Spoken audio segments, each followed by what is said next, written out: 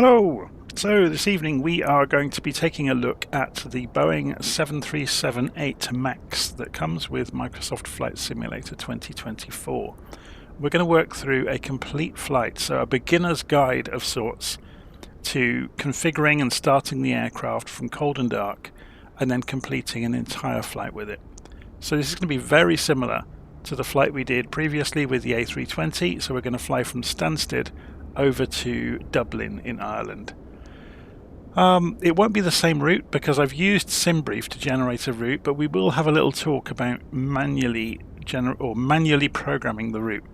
So this aircraft doesn't have SimBrief integration, so I will be showing you how to manually program all of the details of the route into the aircraft. It does have a shortcut where you can go via the EFB, and I'll talk about that a little bit, but we won't actually use it too much. Okay, so first things first, the aircraft seems to have been updated with Sim Update 3 to Flight Simulator 2024. And one of the telltales is they seem to have forgotten about the engine covers and the chocks and the pitot covers and the static port covers. So none of it seems to be there anymore. But besides that, I've gone through the functional procedure to start the aircraft up, and I'll put a link to it with the video and in a pinned comment on the video. So I've written my own handwritten functional procedure and I've fully updated it because, yeah, quite a few things have changed in the aeroplane. So just to show you that, the document, it's a PDF that you can download. So if you click the link, it costs about the same as the price of a cup of coffee. It goes through how to set views up, what to do in the walk around, things like that. And then it goes into pre-flight and it tells you basically what shortcut keys to press. And it's debatable whether you should do that or whether you just pan the view around, but it's there for people that like to do that. And then it tells you where to look in each area of the aeroplane and what to click, what to turn, what to press, what to configure all the way down through.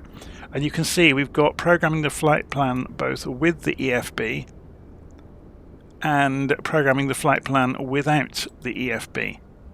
So doing it the traditional way just with the FMC. And then we got the gross flight plan check. We got a mistake in the document there. Good job I spotted that. Continued pre-flight activities after that. So getting the MCP ready, or the mode control panel. That's wrong as well. This is why we review these things.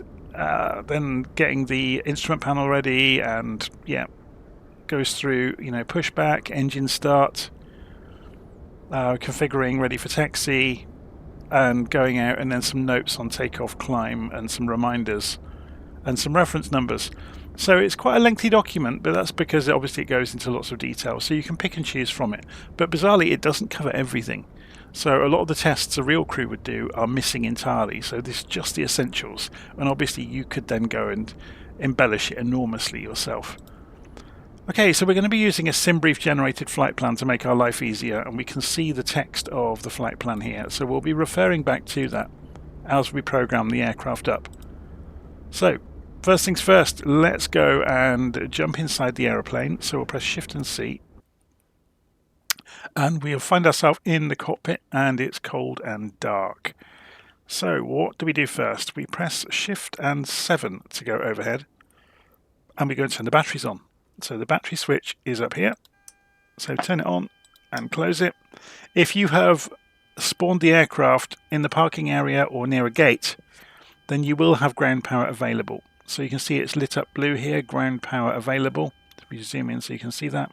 So if you pull this down, it will switch on ground power.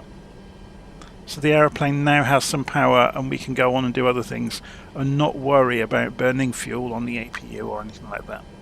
So then Shift and 8 takes us further overhead, and we want to go and turn the dome lights on if we need them. I don't think we need them today. And then in the IRS section, we're going to switch both IRS systems to nav, so they will both light up saying align, and that will take a few minutes to happen. But we can change the status over here, and it should, although I don't think it's simulated in this version of it, it should tell us how many minutes until alignment. Okay, so Shift and 7 brings us further down. We can go and arm the emergency lights. So we pull this down to armed and close the cover on it. Then the window heats can be looked at next. They're further up here. So we can go and turn on the left window heats and the right window heats and the probe heats. Okay, so now we're going to go via programming everything by hand. So I'm going to skip forward quite a long way in my document. So we're going to press Shift and 2 to come down to the flight management computer. So to configure this, we press pause init to begin with. Then we can see it's offering for an IRS position to be programmed. So we go next page and we pick up the GPS position. Then we go previous page and we drop that from the scratch pad onto this field. So we press the soft key next to it. Okay. Then we can populate the reference airport. So this is the airport we are at. So Echo Golf Sierra Sierra is Stansted. So drop that in. And then we can see it's already saying we want to go and do the route next. So we click on route and we're going to go and program our route. So the first thing we want is the origin and the destination. So we're going from Echo Golf Sierra Sierra, which is Stansted's ICAO code. And we're going to Dublin, that's EIDW. So key it into the scratch pad and then click the soft key to populate it. We know if we go and look at the flight plan, we are taking off from Stansted from runway 22. Okay, so we'll key 22 into the scratch pad and populate the runway field. If we want, we can put a flight number in as well, so ABC 123, it doesn't really matter. We are not going to do a flight plan request. If you want to go and have a play with this, if you press tab to pull up the in-game EFB, you can program this up with your route. And then once you've got your route in here, so you fill in the departure airport in exactly the same way we're doing it. So you could say Stansted, runway 22, you can see it filling itself in. You could say Edinburgh, so EGPH, Edinburgh. And then you could go and say add the departure, so we want maybe that one, change procedure. And you see, you can fill it all in bit by bit. And then when you're happy, you can just do flight plan request and it will pull the route in for you. But we're going to do it all by hand because you have to do most of it anyway. It's only the route it would pull in. It won't pull in the arrival or the departure or anything or any of the performance data. So we're going to program that last bit by hand because I think it's a valuable skill to have. Okay, so we've done the first part of the route, which is from the origin to the destination. Then we go next page, and this is where we can manually program the route. So we need to see the route, and it's here. I'm going to make this window a bit bigger because I think the font gets a bit bigger. So we're going, take no notice of this. This is your average speed and your flight level for cruise, which is 32,000 feet. So flight levels are in hundreds. So 320 times 100 is 32,000. So our standard instrument departure is UTAV 1R.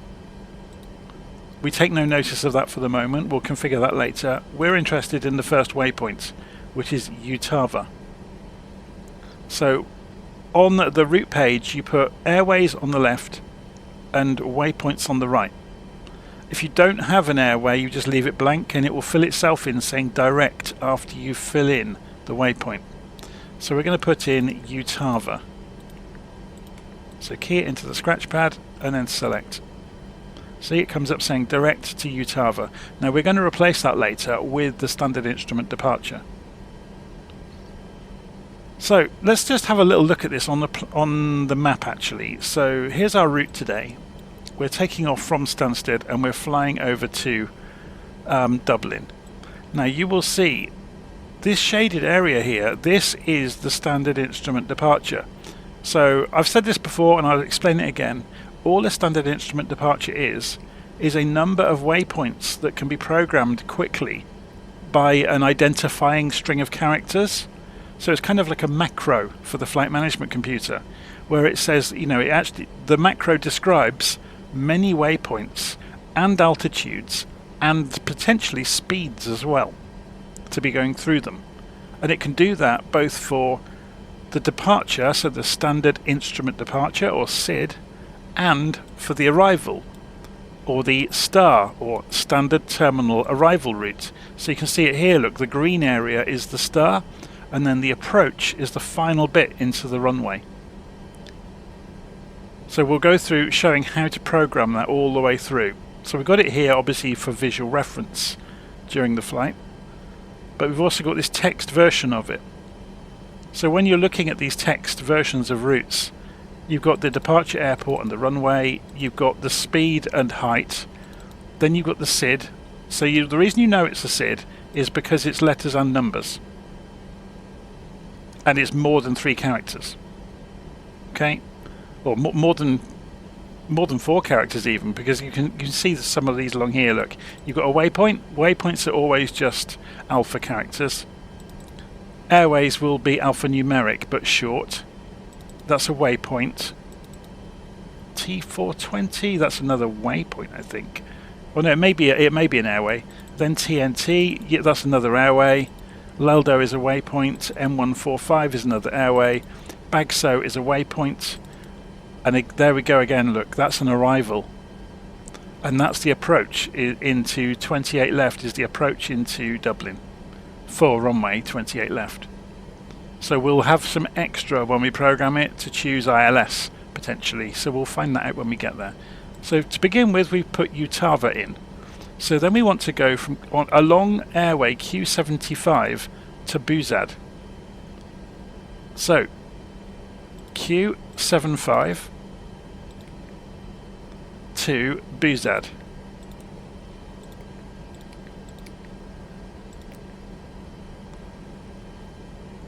Then we want to go T420 to TNT, or the Trent VOR.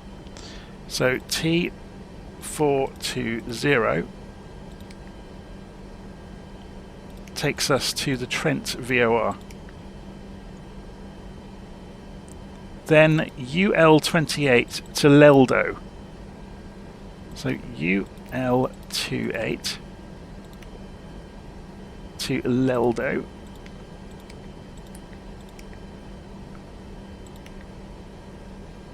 Then M145 to Bagso.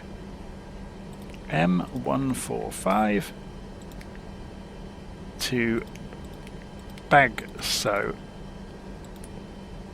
And then following that, we are into the arrival into Dublin. So that's the route done. Once you've programmed the route in, you can press the activate soft key and then the execute button. Okay, so having done that, we can go and look in the legs page and we can see our routing. And notice where we're on an airway, it's got all the waypoints along the airway that we didn't program. So an airway is another way of shortcutting lots of waypoints you might have that live along the airway. Okay, so we didn't do the departure and the arrival, so we click the DEP R button. So it knows we're departing on runway 22, but it doesn't know the standard instrument departure yet because we haven't told it. So we are going to be doing the UTAV 1R.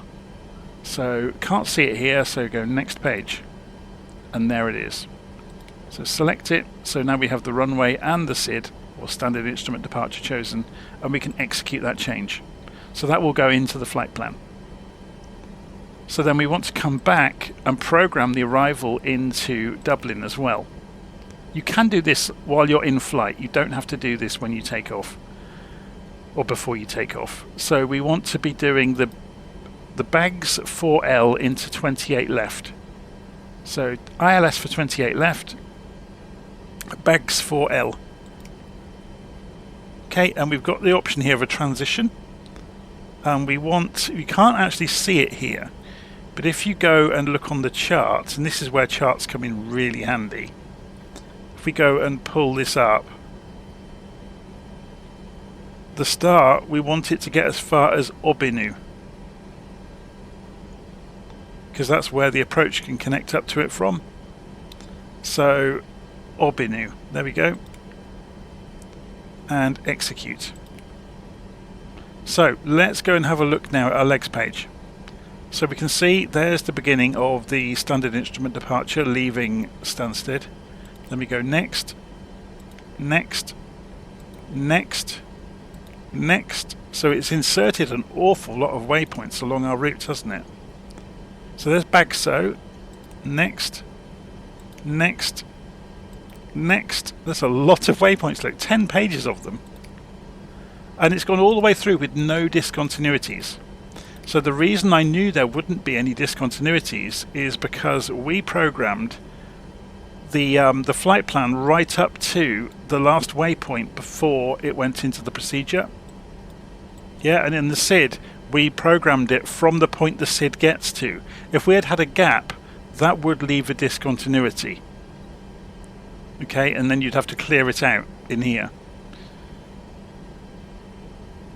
So, having done that, we can go press legs and it will always take you straight up to the top of the legs page. But we're not finished. We need to go and do the performance data. So we can go into initref, which is the same as going to performance. We can put in our cruise altitude. So we're going to be going at 32,000 feet. So we can type that in as a flight level, 320. And it will say FL 320, meaning that it knows they're in hundreds of feet. Right, and then we can say execute. And now we can do the performance data. So all we have to do is press the button next to 0 fuel weight. So before we get too far into this, it's worth having a little look. If we press tab and go to the aircraft, this is one of the Asobo aeroplanes, so it's not going to be very clever about its fuel levels. So we can go into flight performance, mass and balance, and just go and have a quick look. And it's full. Yeah, there's some fuel in the center tank, but there's lots in the wings, so we'll be fine. Plenty enough to do our journey. So, how do we tell the aeroplane in here about that? So the 0 fuel weight, press the button next to it, it calculates it and puts it in the scratch pad, press it again, and it fills it in for you. You fill in the reserves yourself, so if you have got a flight plan, you can go and look the reserves up in your fuel planning. So you can see all of the numbers in here, and you've got your block fuel, en route burn, empty weight, 0 fuel weight, takeoff weight. But if you go and look at the actual flight plan, the planned fuel on the operational flight plan is here, look. So you're looking for final reserves, and it's got a ton, look. So 929. So we're just going to put 1 in, because essentially they've said 0.9. So we'll say 1. So what's the cost index going to be? If we look on here, it appears here. The CI is 30. On the SimBrief summary version, it shows it there, look. The cruise profile is 30. So cost index is a formula that tells the aeroplane how aggressively it can accelerate or climb. So how much fuel it can burn, basically. How much money it can pour down the drain. So we just program that in, and then we go next to the next page, which is N1 limit. So this is your climb configuration. So we can leave that alone. We can go to takeoff, and we can put in typical takeoff configuration for a 737 is going to be 5 degrees of flaps. So we can click 5 and fill that in, and that will calculate the rotate speeds for the aeroplane. So you've got the minimum speed to make your decision, then you've got the rotate speed, and then you've got the minimum speed to fly away from the airport. You've also got center of gravity over here. So if we click the button next to center of gravity, it will calculate it for us. Press it again, it will populate it, and that tells us the trim level. So to do that, we're going to press shift and space to come over, and it said 4 on the screen. So we look at the trim wheel here, and we can rotate the trim wheel to get this to 4. And what you're really doing here, so if we go and roll this with the mouse wheel, we're setting it to 4. It means when the aircraft accelerates along the runway, it will already be trimmed according to the weight of the aircraft, so the nose doesn't start to balloon up in the air or force itself into the ground. It will be in equilibrium at the rotate speed. Okay, so you won't have any control inputs to put in for pitch. Well, that's the idea anyway. Okay, so we've done that. we can go next page, and there's nothing left to fill in here. We've done everything. We've done the performance data, we've done the departure and arrival, we've done the route. So we're good to go. So we'll leave it on the legs page.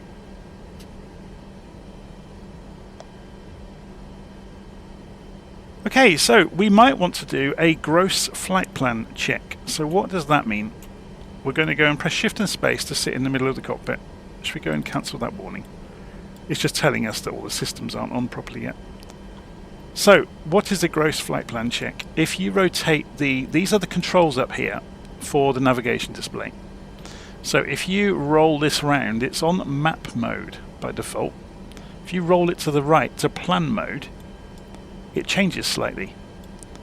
So you can see it's focusing on a point in the middle of the map that's part of our route. And you can see its center has appeared on the legs page.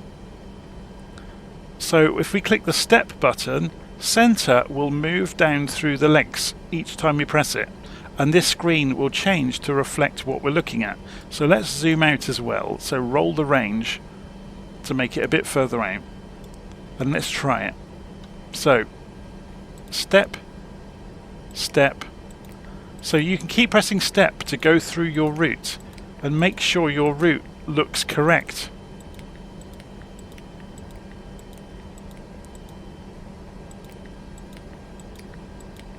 So it should go into a curving approach into Dublin, which is about to do, look. And then there's the arrival.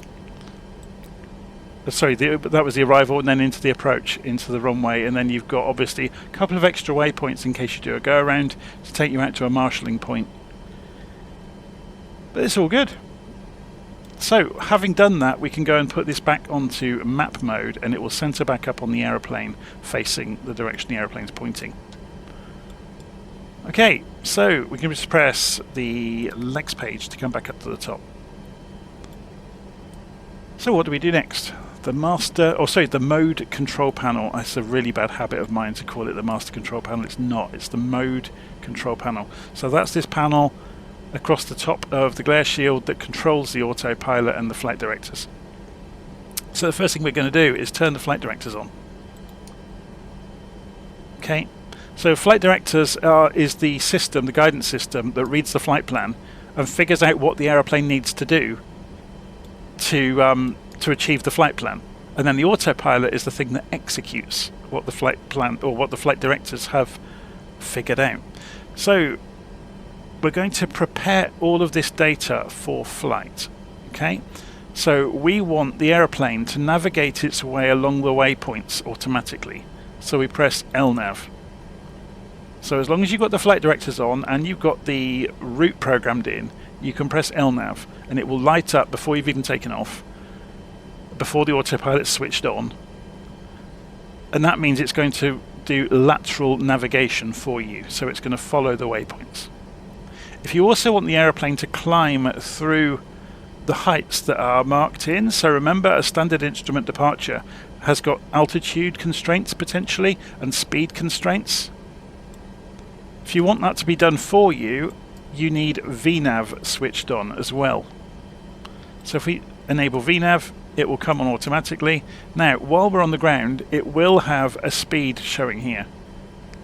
But as soon as we get in the air, that will disappear, so VNAV will operate autonomously. We can also arm the auto throttle while we're here. So let's go and set this to about the same speed as our V2 speed. So I'm going to set it out to 150. But it really won't matter too much to us. It just means that that's the initial speed it's going to try and get to.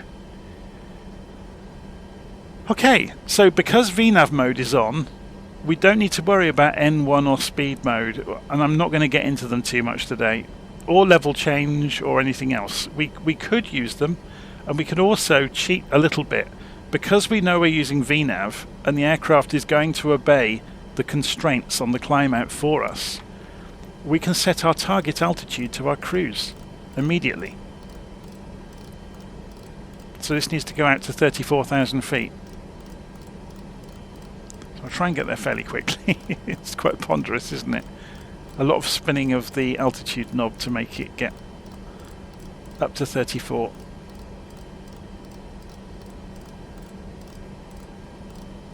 There we go. So 34,000 feet. You don't have to press it, you just roll it. Okay. So you have got vertical speed mode, obviously. You've got flight level change mode as well, so level change. You've got heading select if you did want it, but we're not going to be using it. So you will notice, though, you can do the age-old trick of, you can see over here at the top of the primary flight display, it's telling you what you are commanding at the moment. We can have heading and LNAV at the same time. As soon as we take off, it will drop heading and just use LNAV. So we know the runway at Stansted is 222 degrees. So we can pull the heading bug round.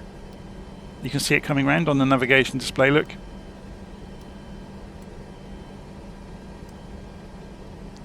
And then we can do heading select. And notice it's saying both heading select and LNAV. We can do the same with the vertical speed. So we could say we want to climb out at, say, 2,500 feet a minute.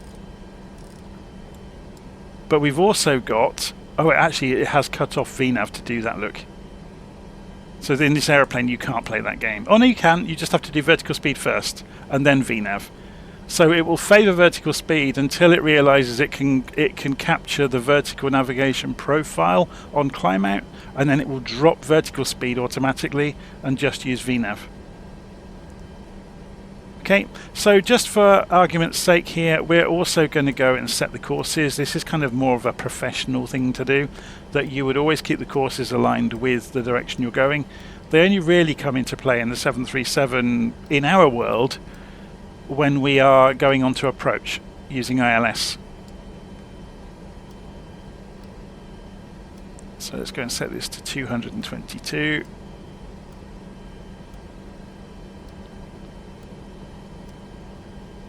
We're not going to pay too much attention to them. Okay, so that's everything done on the mode control panel. In terms of the instruments, we're going to go and press comma, which will set the barometric pressure, and again I've got the weather turned off in the simulator, so we are already at the standard barometric pressure, so we're not going to see it move around at all. Okay, so we get on with the rest of preparing the aeroplane now. So shift and 7 takes us overhead. We go and put the seatbelt lights on, and that is here. We'll put it to auto. And then the yaw damper can go to on, and we can go to lighting and turn the panel lights on if we want to brighten up the background. And we can set the cruise altitude as required for the cabin pressurization system. So we need to take this out to 34,000. So this tells the internal environment control systems, you know, how to pressurize the cabin. And also you can set your landing altitude so it can decompress the cabin on the way in easily enough. Okay, so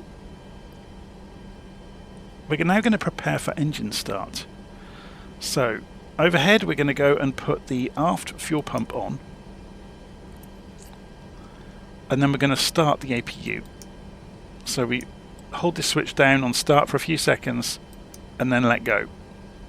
Now there is no way, I think, that they've simulated to know if the APU is up and running yet, which is a bit of a shame, because unlike the Airbus, the Boeing, you have to do bus transfer between the different systems yourself. So we are waiting for the APU gen off bus indicator to light up, which tells us the APU is available. So at the moment it's saying ground power is available and we are using it. When this light comes on, it will mean the APU is up and running. So if we go and look outside, we can see the exhaust port of the APU here is pouring out hot air, and you can hear it spooling up. So inside the aircraft we're waiting for that light to come on.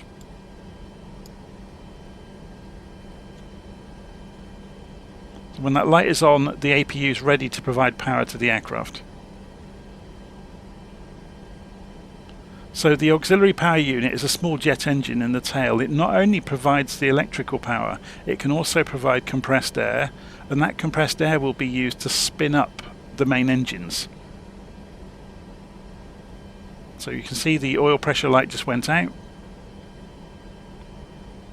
It takes a few seconds for the APU gen to come up to speed. There it goes. So now we can pull both of these middle switches down. We are now using the auxiliary power unit to generate electricity. Notice we don't have to touch the ground power switch. It will automatically have released. Okay? So now we've got the APU up and running and we've transferred power over to it. We go and put the anti-collision lights on, and we'll put the fuel pumps on across the board, ready to start the engines. We'll put the APU bleed on. It's over on the right hand side over here. Now notice you can't have the packs on. That's the environmental control system. You can't do that at the same time as the APU bleed, because the APU can't generate enough pressure to do both. So we have the APU up and running. Okay, and APU bleed is on, meaning we can spin up the engines. So in the 737 you've got these two knobs and a switch. So this is ignition system you're choosing. You can either have left, both, or right. So they do tend to vary them around in the real world to save wear and tear, so we'll go with the right system for the right engine. So you roll this to the right, rotate the switch for the starter to ground, or GRD. I'm not sure if it's ground or guard, to GRD, and you can see the N2 number is coming up for the right engine. So this is the compressed air spinning up the gas turbine. When it gets to 20%, you can advance the fuel control lever, or the start lever, for the engine, and it will take a good few seconds, but then it will progress on. So you'll see the fuel flow increase, you'll see the exhaust gas temperature increase, and you'll see the turbofan speed increase. So watch the fuel flow. This is famous last words at this point. There we go. If we go and look outside, you can see heat pouring out of the engine.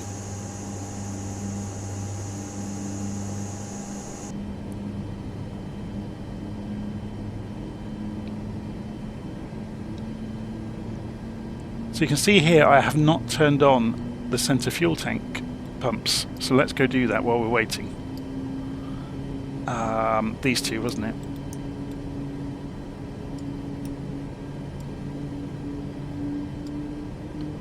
Okay, so that engine now is up and running, and you can see, actually you can tell if these switches go back to off on their own.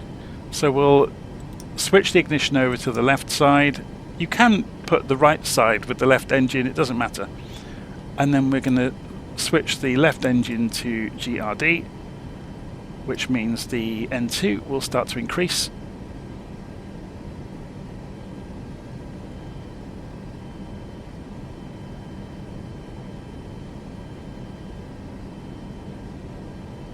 So again, it gets up towards 20%, so then we can advance the start lever for engine number 1, or the left engine. Give it a few seconds and you'll see the fuel flow increase, the exhaust gas temperature increase, and N1 will start to climb as well. So yeah, just to remind you, this is the gas turbine speeds, this is the turbofan speeds, or the big fans on the front of the engines. So there we go, it's starting to heat up, it's pumping fuel through it, and the turbofan is starting to spin.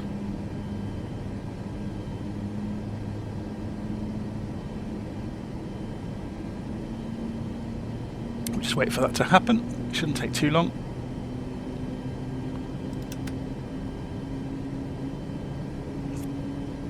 It's complaining about electricity because we're only on APU power, we're not on the electricity being generated by the engines yet, so we're going to do that next.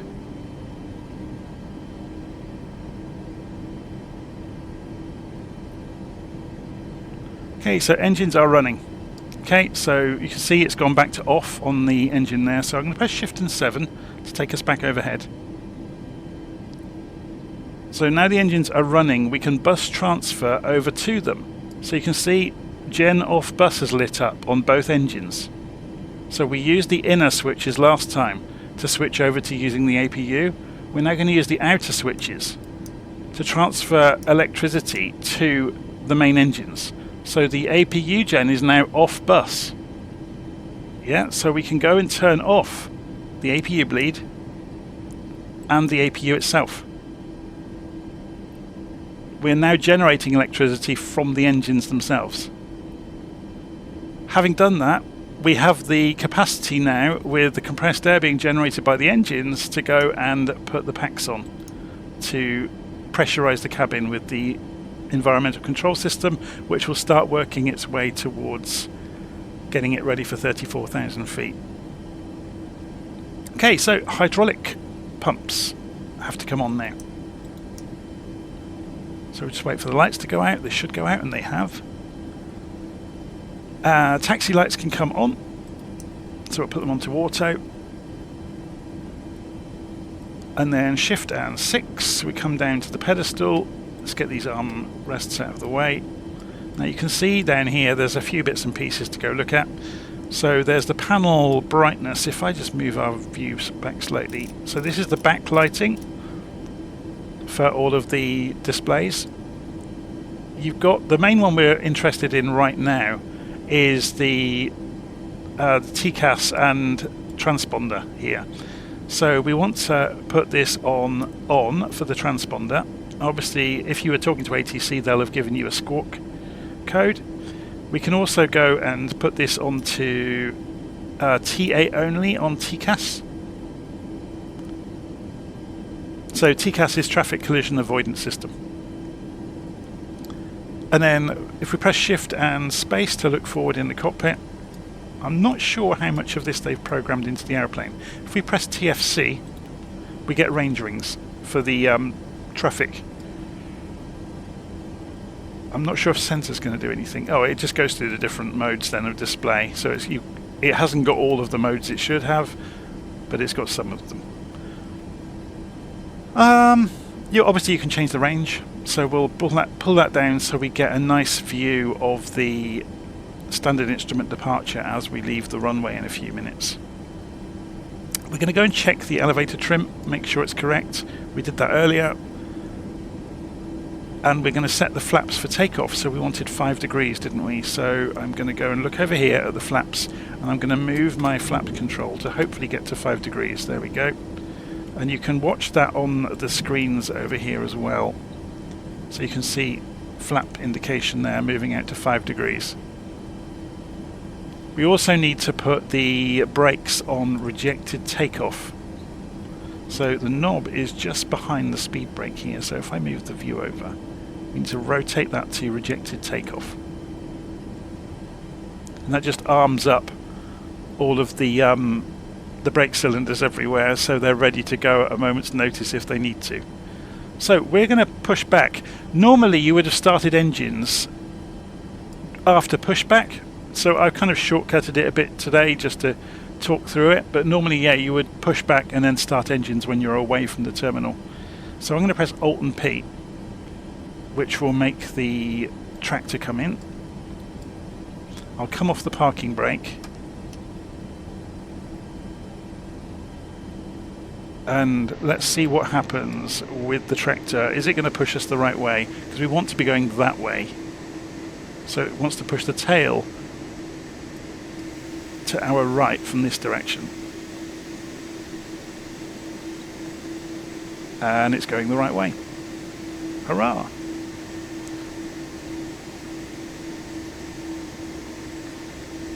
Now, we spotted a bug with this with the A320 yesterday. I wonder if we'll get the same bug happen with the 737. We'll soon find out, won't we?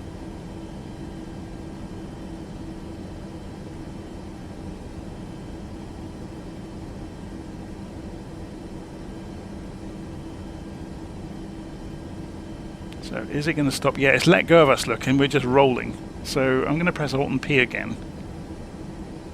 Put the parking brake on. Now, will he leave us alone? I think he will.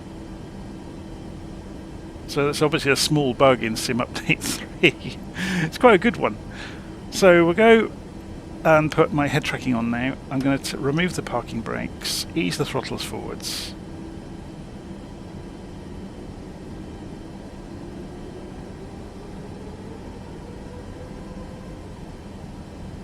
And we're going to roll out to the runway. We'll get away from some of these other airplanes though, hey? So we'll go for the middle.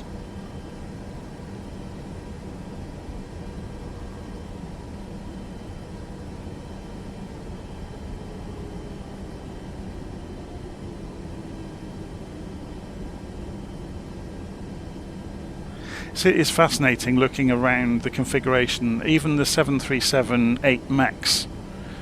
The overhead panel hasn't really changed in the 737 family since their launch. So they were probably being designed in the late 60s, early 70s, and it hasn't changed.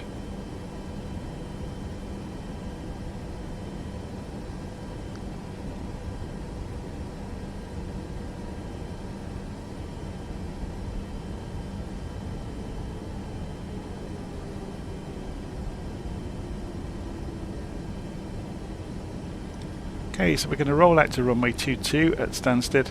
Obviously we're not using air traffic control today, so we don't have to worry too much about other traffic. I've just got some of the simulated traffic in the air around us. Hopefully there's nothing coming in. We can hold short and have a look on little nav map just to be sure.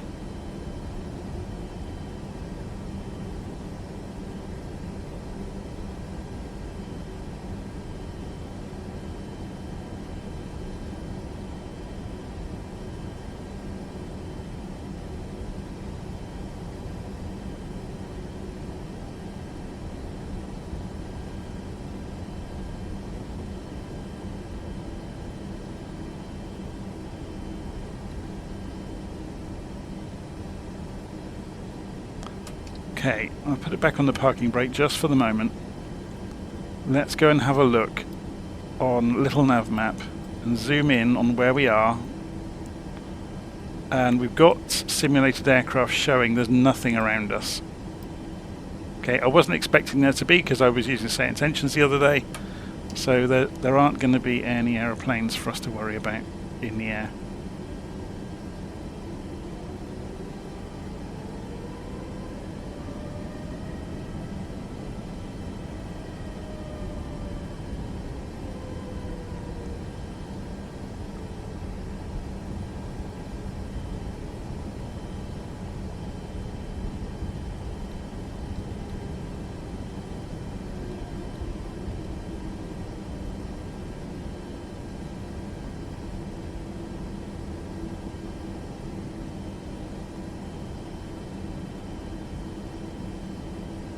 Okay, just centre it up. So we've got the last few things to do before we get going. Let's go and put the landing lights on. We'll put the position lights to strobe. And we're going to get ready for takeoff. So the auto throttle is armed. We've got VNAV on, we've got LNAV on, we've got vertical speed pre-programmed, we've got heading select pre-programmed along with all of that, so it should drop back to, when we switch the autopilot on, to LNAV and VNAV on their own, and the number here should go blank and it will go to automatic guidance. So let's just set the view in a nice place to see this stuff and we'll get going. So off the parking brake, flaps are good. We've got no warnings anywhere. So throttles all the way forwards. Look how long they take to spool up. I'm not sure that's realistic, you know. So notice the percentage that it will go up to. So they have changed it in the MAX. On the earlier 737s, you could go beyond 100%. There we go, there's the rotate speed just coming, so I'm going to gently pull back. We're being pushed around a little bit by the wind. Gear up. Yeah, we are being thrown around. So you can see the Auto throttle's kicked in already. So I'm going to trim us out.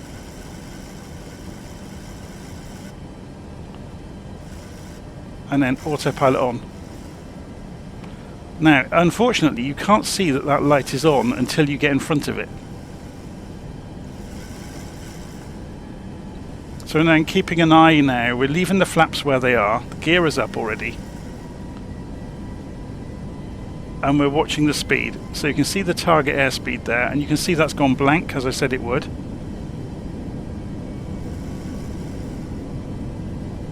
And now it's dropped. Look, it's just using VNAV, speed, and LNAV now. Those are the pre-programmed.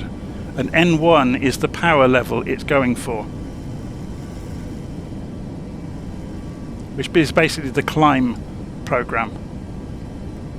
So we're starting to accelerate now, so we can think about raising the flaps. So you've got a handy little chart down here. We're on flaps 5. 250 knots is our limit. So we're going into that first turn.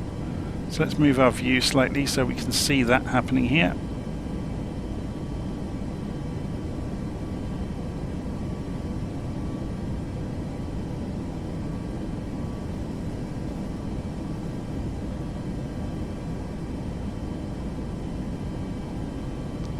So the modelling of this aeroplane isn't the smoothest. It does mean you have your work cut out coming off the runway. You could see it was starting to move around a lot on me, which I don't think would be true of the real thing. It wouldn't be quite such a broken supermarket trolley.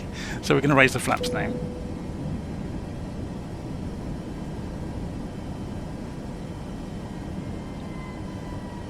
So auto throttle's operating. Notice as against the Airbus, you do actually get to see the throttles moving and the trims moving. Now what's it doing? Why is it going left? I told you it's a little bit erratic sometimes, but it's fine. Just have to keep an eye on it.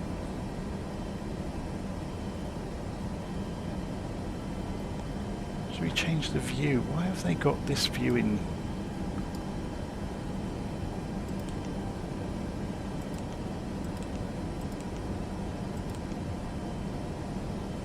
Okay, we'll leave that in view. It's what it wants to show. Anyway.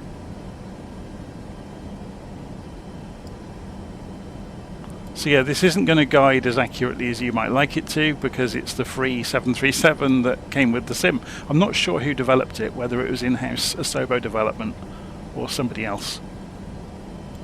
It does have a head-up display. So, and I can't remember for the life of me how you get it to activate.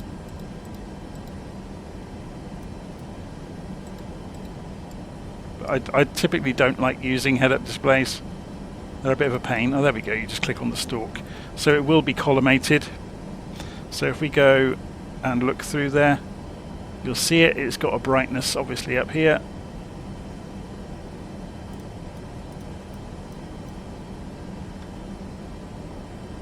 So then if we look in here, we can see the head-up display.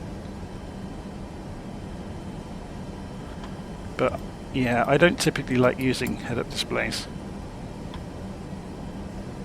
So the aeroplane is following the height constraints of our flight plan. I'm just going to turn off the head tracking for a moment. So it's following the flight constraints. You can put data on the display, which is similar to the constraint button in the Airbus. It won't show you speeds though, it'll only show you altitudes as far as I'm aware. We could increase the range on this now to show the rest of our route out ahead of us. Okay, so when we come through 6,000 feet, we will need to switch over to standard barometric pressure. So we'll just wait for that to happen. We go and look at the standard instrument departure chart at Navigraph. There's the airport, and there's the chart. So we're just coming out to Utava, which is our last constraint. So we're 4,000 feet at Utava, and then we're free to climb. So you'll see that happen now, look. So it's at 250 knots, which it will stay at until it gets to 10,000 feet. That's just commercial air law. but it's free of the altitude constraints now, so it's going to climb out to the cruise altitude.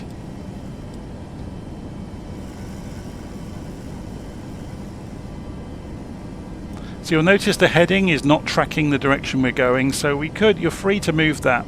As long as you don't go and say heading select, it will pay no attention, but it's nice to keep it going the direction you're going. Same is true with the courses. So we can see we've come through 6,000 feet and we've got an illuminated box, which means we need to go and change that to standard. So we just click it and it changes. And I believe, yeah, it's synchronized in this aeroplane, so both sides did it. So at this point the aeroplane is pretty much going to fly itself. It's going to take itself up to the cruise altitude. So we can now go and turn TCAS to TARA. Now we're away from the airport.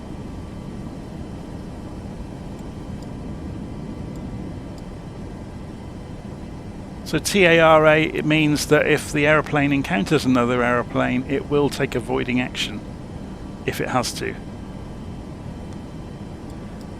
Shall we go and change the zoom on the co-pilot display as well?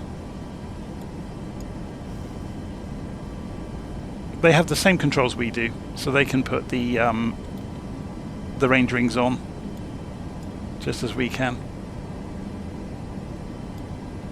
Inside the tablet, it's the stock EFB from Asobo, so you do get to see the flight plan. If you did want to program the flight plan into here, you're welcome to do so. There are some shortcuts you can use, so I'm not sure if it uses the clipboard though. Let's try it.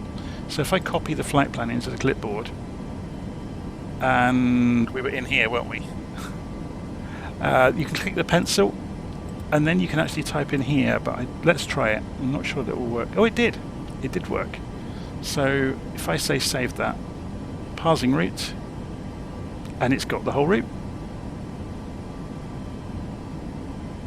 So there obviously we could have sent that straight to the avionics, which is the Asobo planes can typically do that. But I think there's lots of value in knowing how this actually works, because then you haven't just learnt the plane in this simulator, you've learnt how a 737 works, which will count for all simulators ever. Or all accurate simulators, let's put it that way. So we can go and zoom us back in on ourselves, and we can see our little aeroplane moving along the map, which is quite neat to do. It's following its programmed route. So we've gone through 10,000 feet already, so the landing lights can come off. The taxi lights should have been off already. But other than that, we're good to go now. So while we're climbing out, as soon as this levels its wings out, we'll go and switch off the cabin seatbelt signs. I think they were on auto actually. Yeah, we'll leave them on auto. So the plane is basically going to fly itself along the route towards Dublin now. So if we go and have a look on the map, we're flying out across the Midlands, then out over the sea, and then into the standard terminal arrival route, or STAR, into Dublin. So what I'm going to do is pause recording, and I'll meet you at the point we get to top of descent. So one of the things that's quite nice about the Boeings that the Airbuses don't have is the green banana. So if I increase the range on this display slightly, this is anticipating the point at which we will reach the target altitude. Yeah, so we got it set to 34,000 feet. So at our current climb rate, in 40 miles time, we will get to our top of climb. So you can use that to your advantage. So if you were doing a gentle climb using vertical speed, a gentle descent using vertical speed mode, you could use that to know if you're going to hit targets for an approach with constraints on it.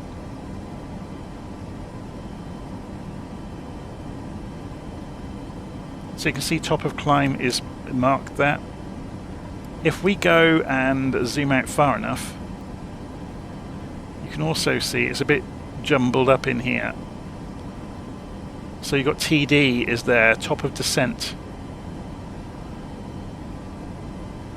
Obviously we could still go into plan mode and we can see all of that data by stepping through.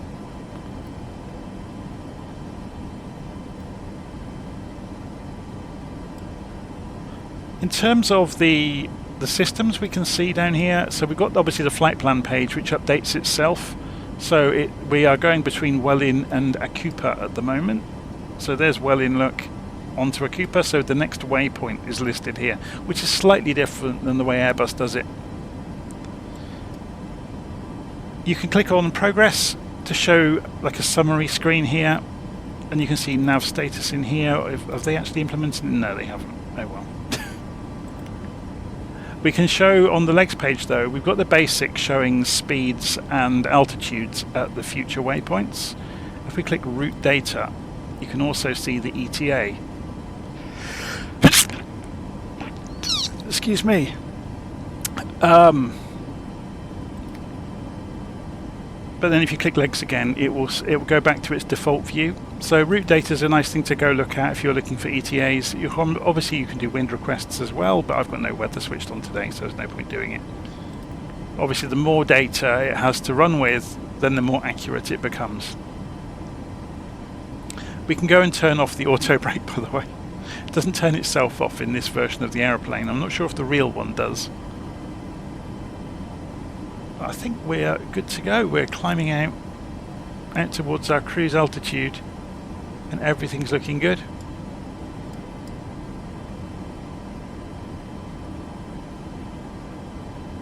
We'll bring the heading bug back around to the actual direction we're going, just in case we need it.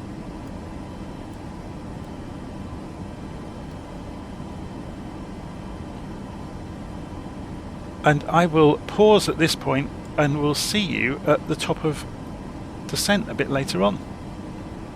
Obviously for you, through the magic of television, it will be instantaneous. For me, I'm going to go make a coffee. I'll see you in a few minutes. Okay, so we're not quite at top of descent yet, but something occurred to me that I would like to show you. So if we go and look on the navigation display, this version of this aeroplane is not penciling in top of descent. So by putting a performance profile into little nav map, we can see it should be thinking about it anywhere kind of up to about SITQ. This is way too early, by the way. But what you can do is think in terms of the descent rate of the big airliners, and the general rule of thumb is they take 3 miles for every 1,000 feet of descent. Okay, and this will give us an opportunity to show you a feature of the flight management computer. We can draw circles, range rings, on the navigation display, so we know that it takes 3 miles per 1,000 feet. So 34,000 feet is going to take us about 100 miles. Okay, so what if we wanted to be able to draw a 100-mile circle around Dublin? We can click on the fix button on the FMC and we can type in the ICAO code of our destination. You can put any waypoint in as a fix, by the way. So EIDW is the ICAO code for Dublin, and we drop it in, and then we can put 3 of these entries in of either a radius or a distance. So if we want a radius, we just put the number in, so 100 will be a 100-mile circle around EIDW. So if I select the first empty line, in fact I've done it wrong, look, it's radial, not radius, radial and distance. So if I put in /100, so I just want the distance, and there we go. Yeah, can you tell I haven't done that for a while, look, so that's the radial. So you can draw vectors as well from a point out, across the map, and that will draw on the map. If we go and move our range out, you can see it's centering on Dublin. if we pull the range back down, we can see the point at which we need to think about starting to descend. So we know, looking at the charts, if we go and have a look now, and we pull up the Bagso standard terminal arrival route here, we need to be below flight level 100 at Bagso. Okay, we can also see that in little nav map, where we have chosen the same route on little nav map, and if you show the columns in the flight plan screen, it shows you restrictions. So at Bagso, below 10,000 feet. Yep. And then at Karav, 8,000 feet. So let's go and check that against the original chart. So yeah, you can see, look, 8,000 feet at Karav. So below 10,000, then at 8,000, and 8,000 all the way around, and then we drop 5,000 feet down to Obinu at above 3,000 feet. And that's obviously coming in for the approach at that point. So if we go and have a look at the approach chart, you can see it wants you to drop to 2,500 feet to meet the ILS. So we can also see about going and programming the ILS while we're at it, because we've got time. So 111.35. So looking in the aeroplane, we're going to go and look down at the navigation radios. So we can switch the mode of the standby frequency between VOR mode or ILS mode. And then we can key in the frequency, so 111.35. And then we can switch that to become the active frequency for Nav1. The same goes for Nav2 on the other side of the cockpit. So we can switch the mode between VOR or ILS mode. So 111.35, and then we can switch it to be active. Okay, so and then before we get there, we can go and change the course on both the left and right side of the cockpits to match the course of the ILS. So 278 degrees it wants to be. So this won't have anything to do with GPS. This is only once we get onto approach. So 278.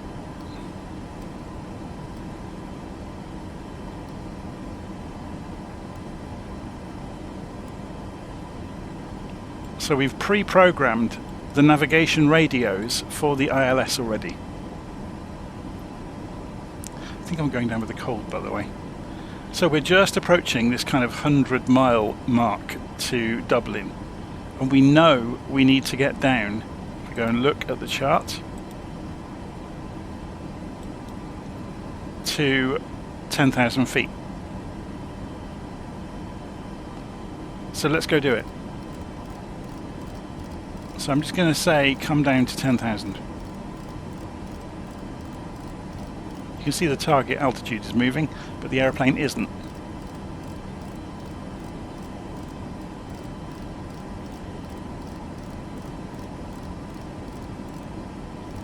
So there's lots of ways we can control this in a Boeing.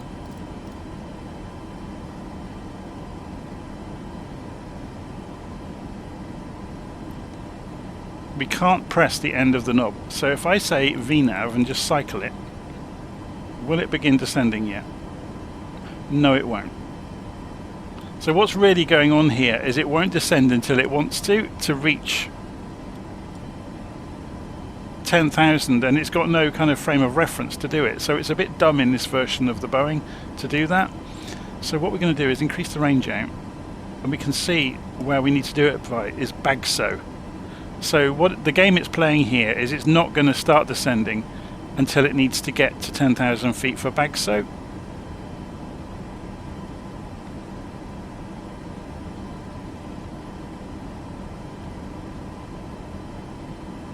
But what we could do, just to show you some of the other modes of operation, is we could go to either vertical speed mode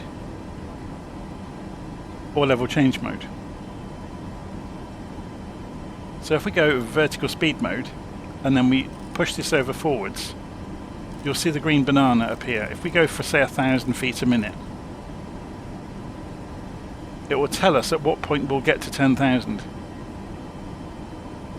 So we're descending at 1,000 feet a minute. That's not enough for it to appear on the navigation display, look.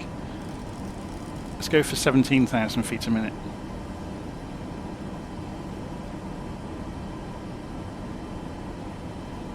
Still isn't showing. Let's increase the range. There it is, look. It's not quite in view at the moment.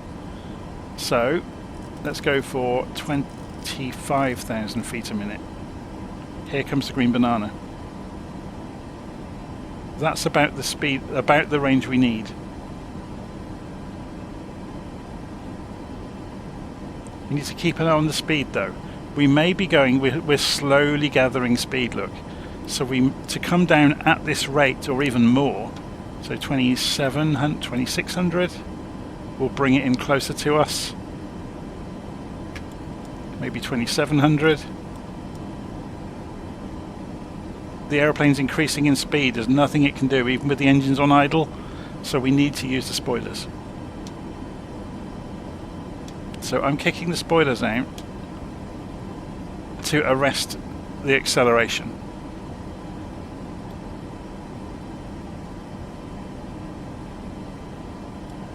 It's interesting, it hasn't got an indicator that the spoilers are out, which is kind of interesting to me. But obviously we've got the lever, the speed brake lever here. Is that actually working? Okay, that's a bug in the aeroplane. The speed brake lever isn't moving, but they are working.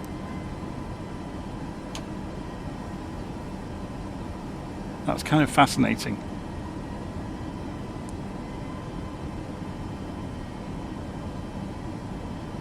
So this is why we're coming up against the limitations of this version of the Boeing 737.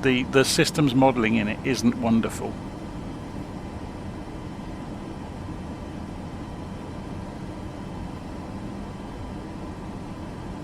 Because there's no way it was going to come down on VNAV and make it in time to get to 10,000 feet at Bagso.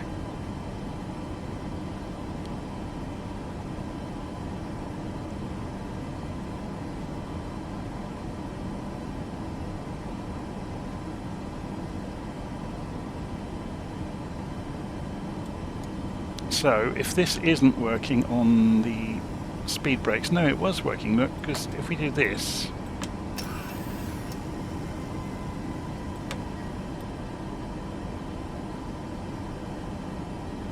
if we look outside to see what that's done, it's dropped or lifted the speed brakes. So if you've ever been on commercial flights, you'll see this really commonly, maybe not as much as this. But you'll commonly see aeroplanes like to stay as high and fast as they can, because typically aeroplanes are a few minutes late because of passengers being passengers. So, you know, in order to make up time, they'll stay as high and fast as they can and then come down as steeply as they can. Obviously they can also do that because it's cheaper to run at high altitude going faster with less fuel burn. So it's an economy consideration as well. Let's bring the heading bug back round to the direction we're actually going. We could maybe match the runway direction, couldn't we, with it? 278. Ready for later.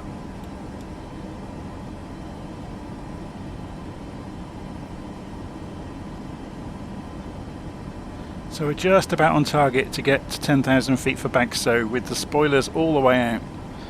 And then we'll have to hold at 10,000 feet to get rid of the speed to get under 250 knots, because we're not allowed below 10,000 feet faster than 250 knots. But luckily we've got this whole route around here. So we've got to, once we get past Bagso, we drop to Kerav at 8,000. So let's go and pull the range down a bit more. We can see all of that happening.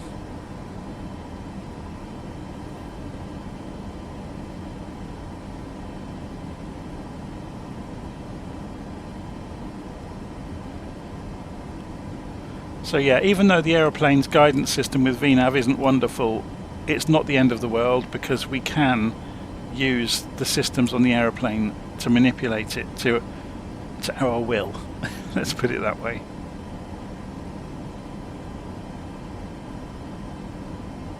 See, this is interesting. It's gone speed mode, even with the spoilers out, rather than pulling because we're using vertical speed mode, if we did level change, we could come down a lot more steeply, look, which means we could remove the spoilers.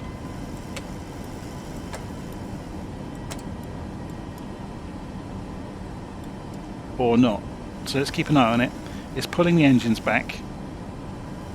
Obviously the green banana's disappeared.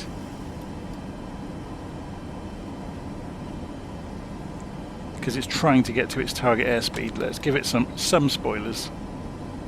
And here it comes again, look. So we need to get to Bagso. So by saying level change, it's going straight for idle on the engines, look. It's coming down as fast as it can, not just using our vertical speed. So using the spoilers, we can actually come down quite swiftly if we really need to. Now, there's your profile guide for VNAV. So we are 1,500, 1,600 feet below the profile. So if we remove the speed brake, we can probably get it back on profile.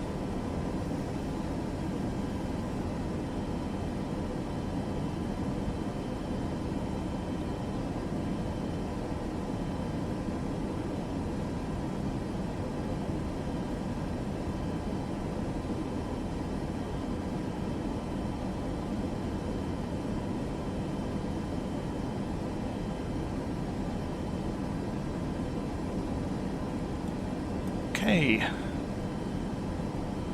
We need to check the barometric pressure at Ireland. We've got the weather off in the sim, but we need to know the transition altitude at least. So you will find that on an ILS chart usually, and it's 5,000 feet.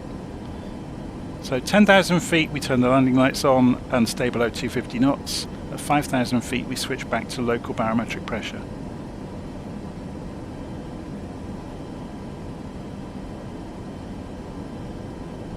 So we're just keeping an eye on this because we want to get to 10,000 feet. We're still a little bit above profile, but that's because, look, you can see it's estimating we're going to get to our target altitude early. I wonder what would happen if we go back to VNAV now. Will it move the green banana out automatically?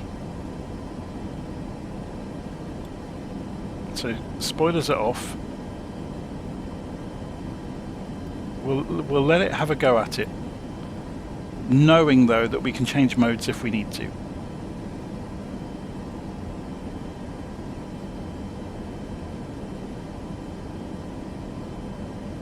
Should have a look from outside.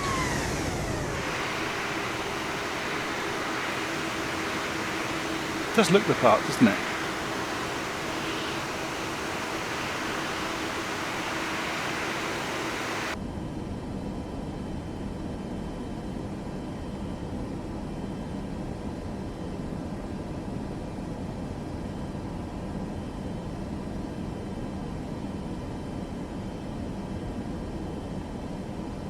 So earlier on we didn't change the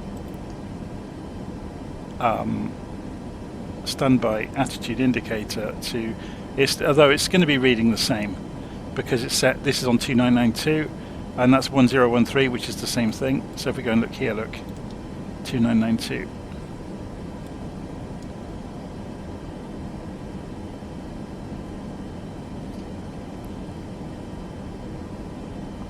So there's Dublin coming into view on the navigation display, 40 miles out. Obviously we're going to do this circuitous route to get there,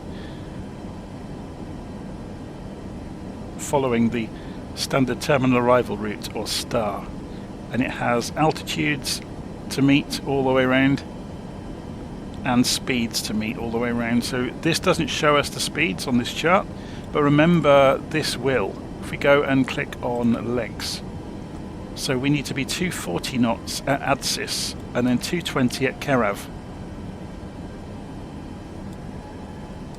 So let's see what this does. So we're at 10,000 feet. Is it going to change the target speed yet? Because we're in VNAV mode, remember. If we're not in VNAV, we'd have to control the speeds ourselves. So there's a bit of fascination in doing that, isn't there? So if we went vertical speed now and bring ourselves down to 8,000 feet, or we could do a level change to get there. But we can also choose the speed now, so we want 240 knots. So we're not using VNAV, therefore we can control the speed. So we've set the target. The airplane's not going to get there without us helping, so I'm throwing the spoilers out because it's trying to descend as well, and it's going on a bit of a toboggan ride to do it. So let's go and improve this range so we can see what's going on. We're trying to get to 8,000 feet and 240 knots. If you remember looking on the chart, we want, what was it? 220 at Kerav.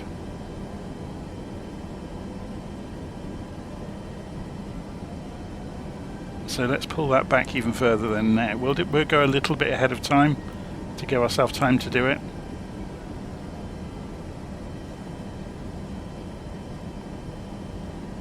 But that's a pretty serious bug. The speed brake is working, but the handle's not moving in the cockpit.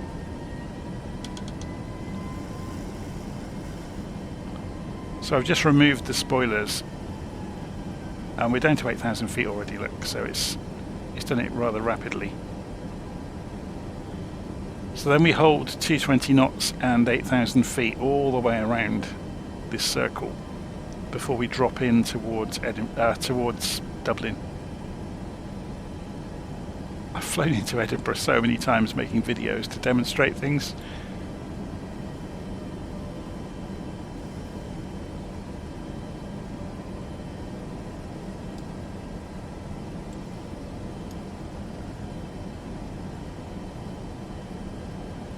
So let's go and double check, look at the route. So 8,000 feet, 220 knots all the way around until we go past DW816 and turn in towards Obinu, in which case we drop to 3,000 feet. And then we want to be 2,500 feet on the way into the ILS. So you can see that there they are, look, 3,000 and 2,500. So this is showing the altitudes but not the speeds.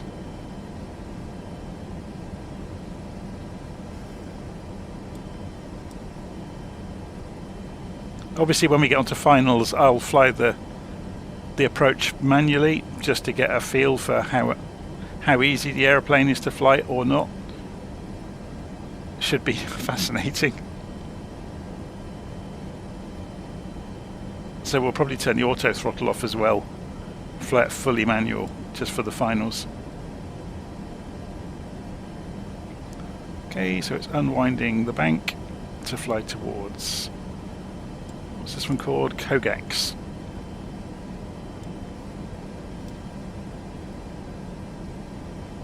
So it's doing lateral navigation, and where it's already met the altitude, it will, if we move the view over, oops, I just moved the controller there. So it's not doing altitude hold, that's interesting. So it's saying it here though, but it's not lit up, which is why you shouldn't rely on these lights. You should rely on this. So we're doing mode control panel speed. In other words, we've set it here. We're doing lateral navigation and we're in altitude hold at the moment.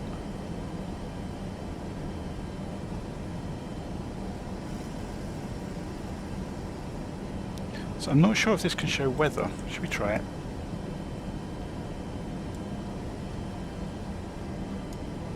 Depends on the density of the cloud, doesn't it? If it's going to have anything to show us. Have we got any weather radar down here that we have to switch on?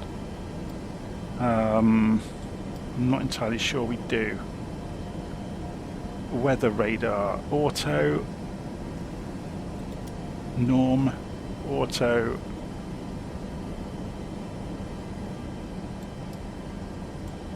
You'd think it would be showing something if there was something to see, wouldn't you?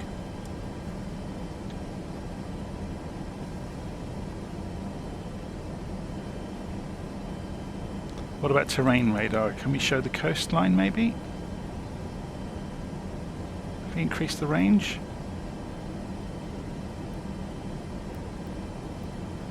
Or not.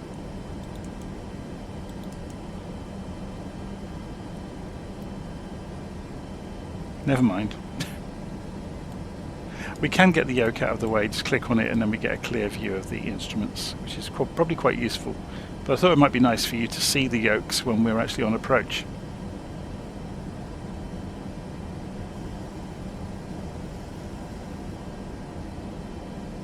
So DW816 is coming, and that's where we begin our drop to 3,000 feet. So we actually 5,000 foot drop. I think I said 4 earlier, didn't I? It's a 5,000 foot drop.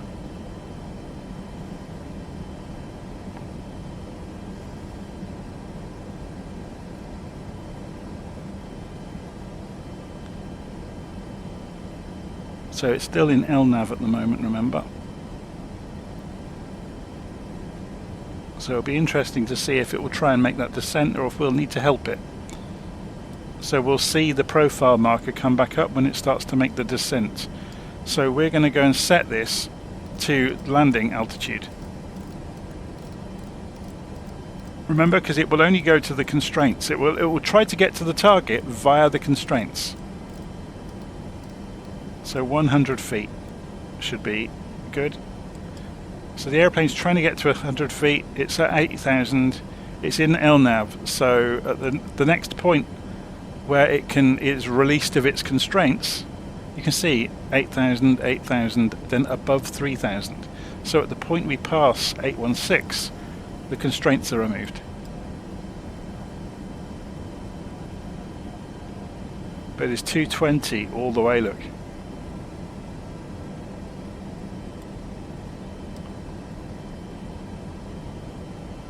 We've got the VOR 1 and 2 are showing distance measuring already to the runway.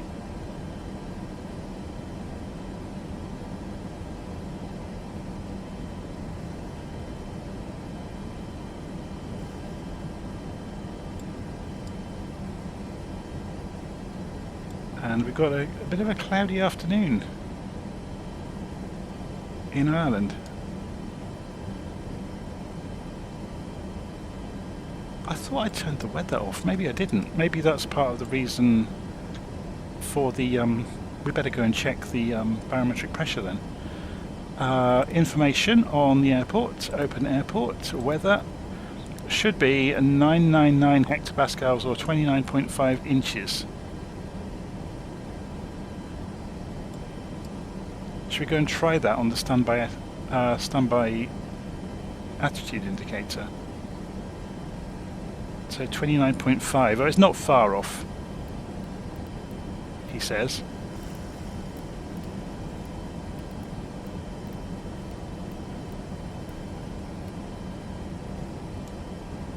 So what's this doing? Has it started descending already?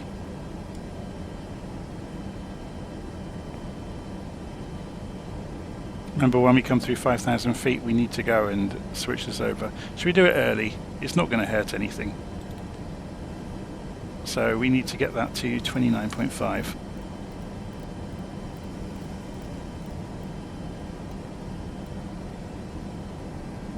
So it made about 300 foot difference, look. So the airplane's climbing back up to 8,000, but then it will get the instruction to drop when we get past here. So watch that climb rate, or descent rate I should say. When it starts to go, if it doesn't, I will take over and do a flight level change to get it to 3,000. Now it's doing it, look. It's got the instruction. So there's the profile. If it's in the middle, it's on profile. So it's similar to the Airbus. So it's going sinking below, and it's falling away from it, look. It's not keeping up with the descent profile.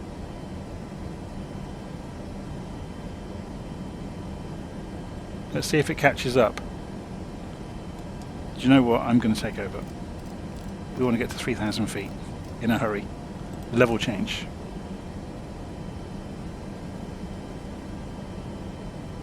And there it goes. It dropped the engines first so you don't overspeed. So concentrated on maintaining airspeed. Here comes the green banana.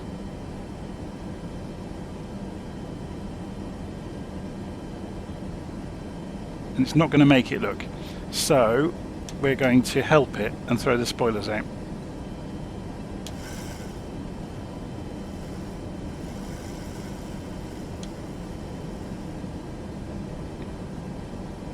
And again, this is the quite poor modelling of the aeroplane. It's diving around trying to get into a situation of equilibrium, so we may be better off flying by hand at this point.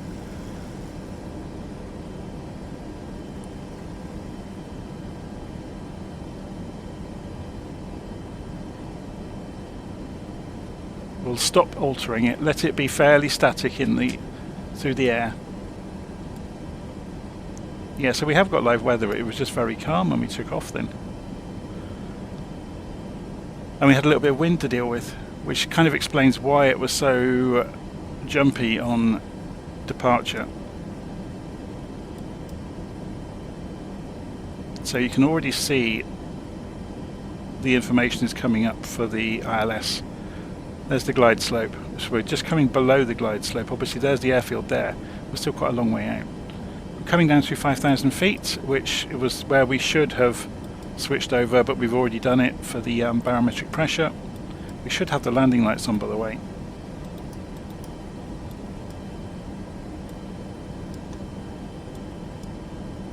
Should have done that at 10,000 feet. And there they are, either side.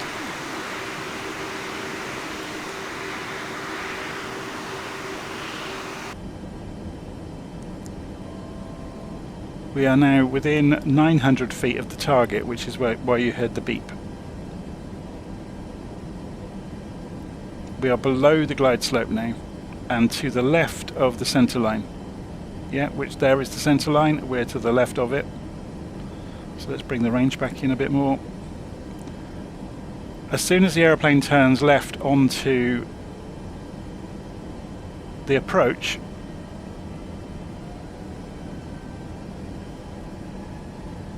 we'll switch the navigation display. So let's go and pull the range down so we get both displays to use. So there's the co-pilot display, is showing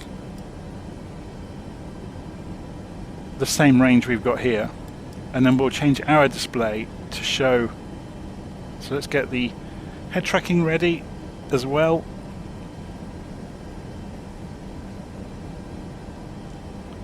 So the airplane's lining itself up. Obviously the airfield's obscured by cloud, which is not a problem because we have instruments.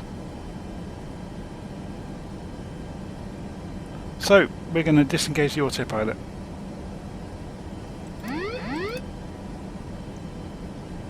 Okay, I am now in control.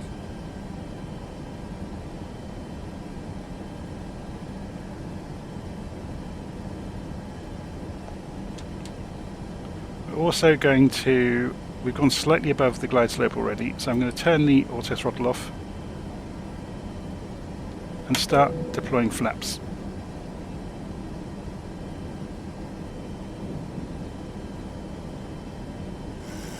And start trimming us. So gear can come down in a moment. Coming back down towards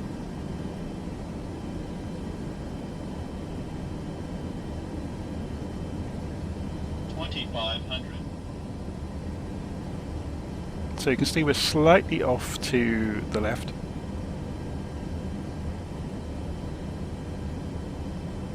We've now gone below the glide slope. And gear can come down now. Open the engines back up to stop ourselves slowing down too much. We are now in full flaps.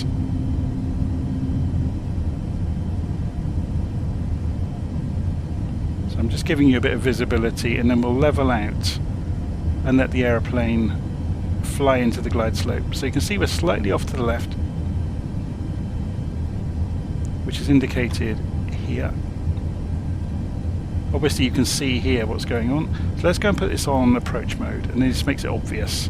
So you can see there's our lateral positioning, there's our vertical positioning, so we're too low. So what we'll do is lift the nose gently I just want to show you this, so I'm weaving around a little bit on purpose. Otherwise you don't get to see the indications move. So the diamond is coming back towards the middle as we keep the nose up. And we've gone off to the right hand side now. So don't need to steer all over the place, just enough to bring it back towards the right direction.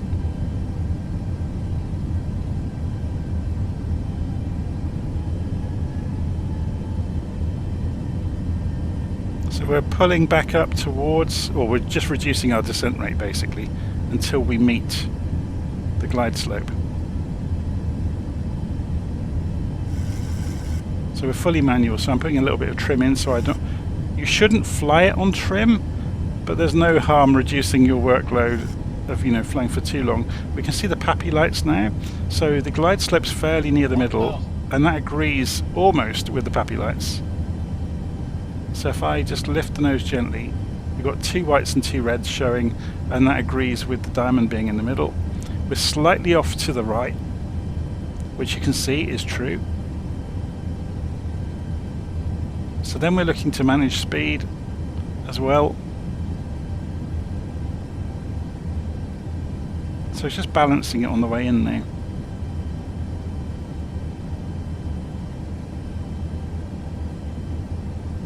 Looking out for the wind blowing us around. I don't think it's that bad today. 500.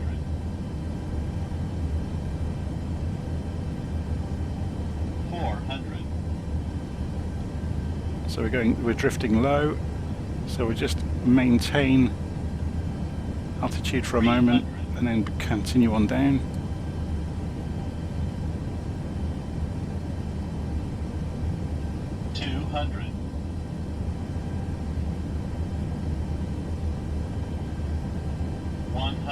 Approaching minimums. So we're looking for the targets. 50, 40, engines 30, to idle. 20, 10. A little bit hard. So again, that's just practice with the aeroplane. I was expecting it to pick up a bit quicker, more quickly than it did, and there was almost no ground effect. So we're rolling, and we can either go for reversers. Should we try them and see if they work? They work. Not wonderfully, but they do work.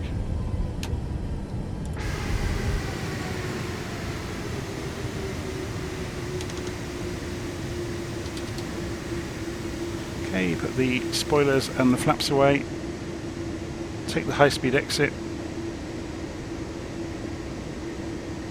Takes the flaps a while to wind in.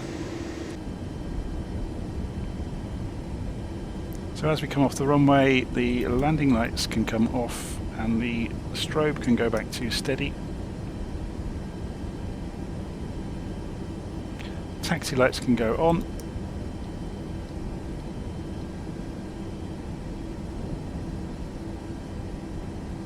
So a bit of a heavy thump into the runway, but that's just practice with the aeroplane. So full disclosure, I had not flown the aeroplane previously to recording this. I had no practice.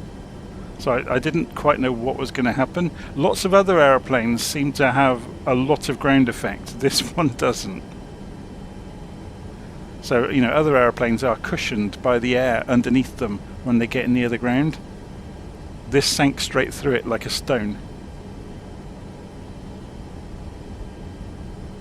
There must be a pretty hefty bump in the road there that truck just went through. See if the next car does it. Yep.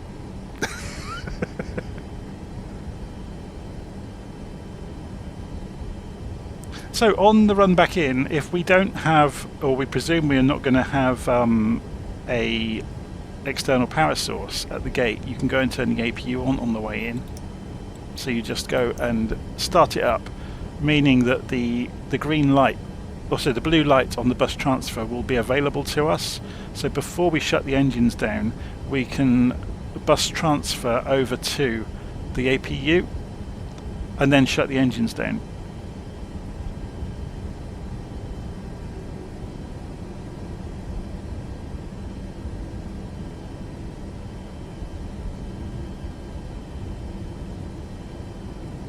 So I'm just going to taxi over to the main terminal buildings,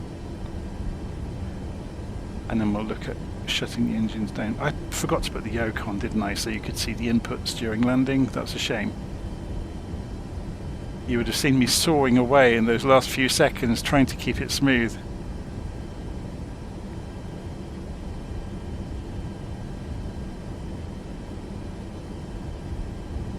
I can put it back on now, but it's not going to be of much use, is it? You'd have seen me doing this.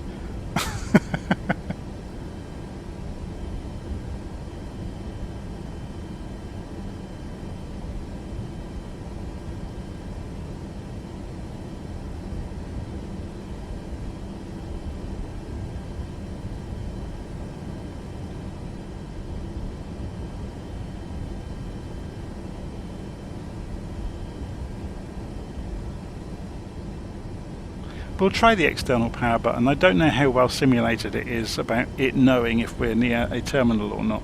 It may be that the external power button will work anywhere.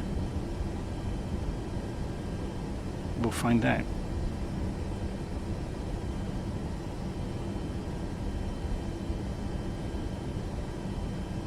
So if we go for this end of the building over here, is there another gate on the end maybe?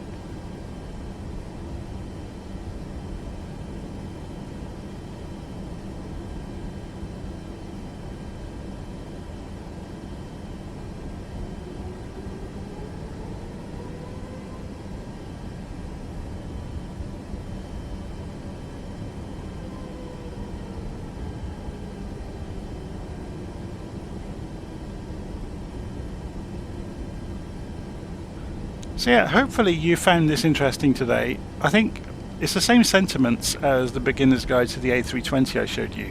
There's layers and layers of knowledge. So obviously to begin with, you're just concerned with flying the aeroplane. And then you get concerned with how the different guidance systems work. And then you get concerned with the correct procedures. And then you can add on top of that, obviously, talking to air traffic services, and that's where the knowledge I kind of hinted at. Being able to program things by hand is super useful, because then if air traffic services throw you a curveball and change your flight plan, you have the knowledge to be able to go and reprogram the aeroplane mid-flight quickly. So that pays off enormously in the longer term.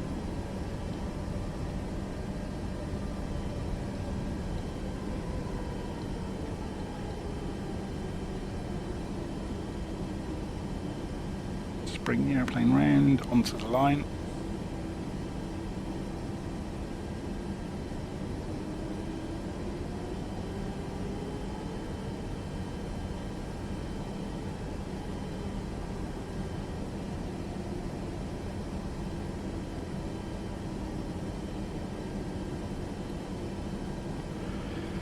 Okay, parking brake on. So let's try this. You can see the APU is lit up. I'm going to turn off head tracking so we can do this quickly and easily. So you can see this is lit up. So we could use the APU, but now it's saying ground power is available. Obviously because we're near the terminal. So we don't need the APU. So the APU can come off. Okay, we can go to ground power, which means it's switched away from using the engines to generate electricity, which means, before we do that, we'll go and turn the lights off. So taxi lights off, and we'll leave the others on for the moment. So to switch the engines off, you just pull the start levers back to cut off, and you'll see them die. But because we've already transferred to ground power, it won't cause a problem for the aeroplane. And then we can just go and turn off the lights. So that one goes to off, that one goes to off. Just checking around the switches. Fuel pumps can now go off. The hydraulic pumps can come off. The packs can go back to off.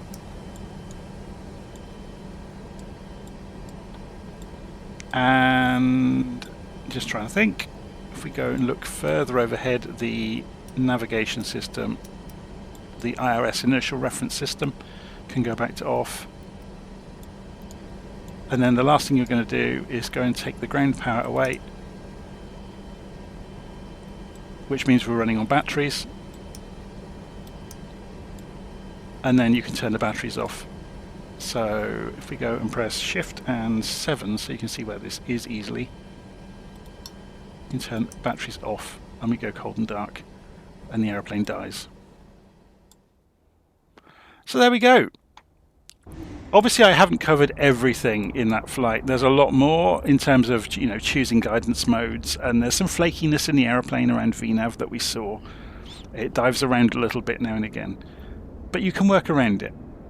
So it's a free aeroplane, it comes with the simulator, so I'm not going to complain too much about it. I know some people get absolutely furious about the tiniest of